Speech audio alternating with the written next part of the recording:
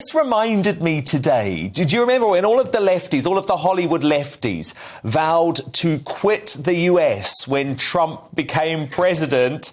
And of course, when he won, they didn't go anywhere.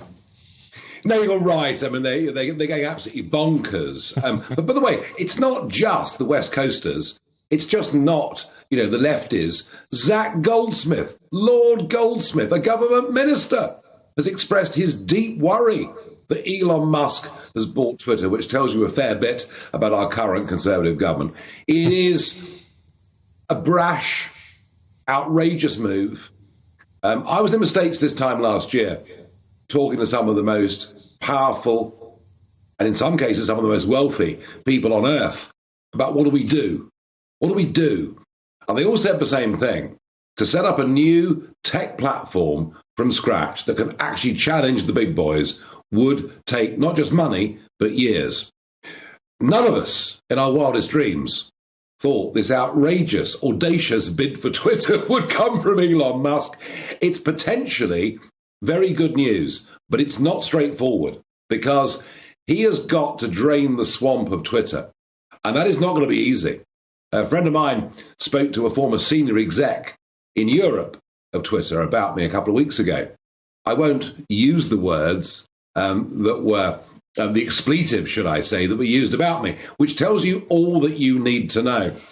This platform, I was on Twitter early, very, very early. I recognized as a politician, as I was then, the potential of this.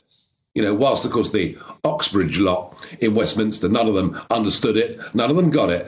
And I managed to build it up to 1.7 million followers, which by UK standards is huge. Pretty impressive. Yeah.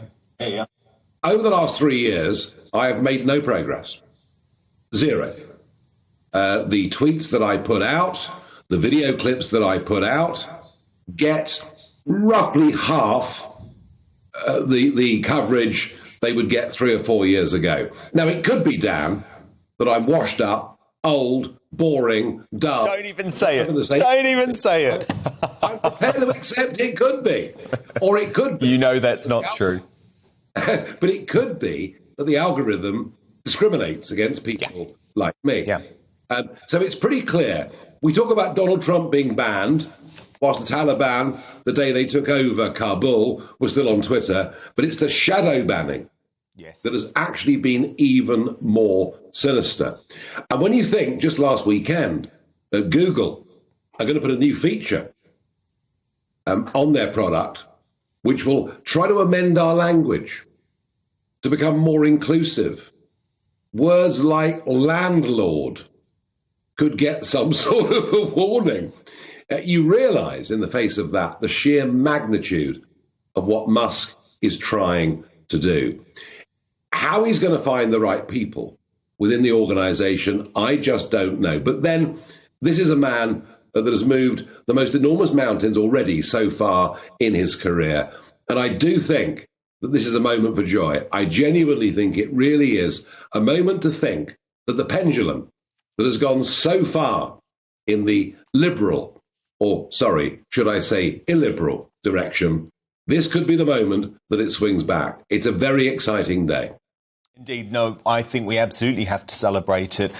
Nigel, it was interesting because Trump has said over the past 24 hours, I'm not going to go back onto Twitter even if I'm allowed, because he has his own Truth Social platform that he quite clearly and understandably wants to promote. But in reality, Nigel, if he's running for president, he can't turn down the opportunity to tweet again, can he? Trump won the election through Twitter. Brexit was won through social media. And then the giants on the West Coast realized, oh my God, we've created this monster, which we can't control. To go round the back of mainstream media. We can't be doing with it.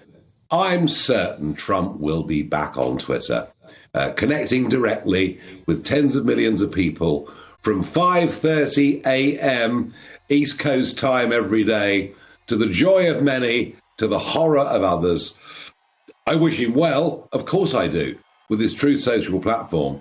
But the fact is, for anyone to challenge the prominence and dominance of Twitter, of Facebook, of these giants, takes billions and takes many, many years. So I think Trump will be back, and our lives will be more interesting as a result of it.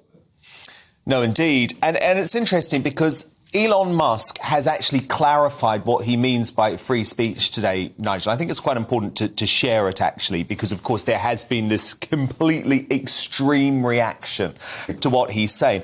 And essentially, he says the extreme antibody reaction for those who fear free speech says it all. By free speech, I simply mean that which matches the law.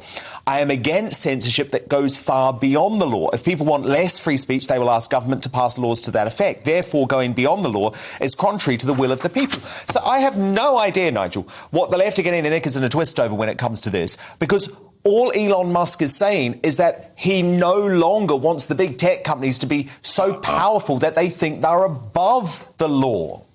Well, they had a November 2020 American presidential election where social media, mainstream media, refused, and I mean refused, to report on the financial excesses of Hunter Biden, his relationships in Ukraine, his and that was Twitter, in Moscow, his relationships in Beijing, and Twitter, and all of them conspired to stop that becoming part of the national and international debate.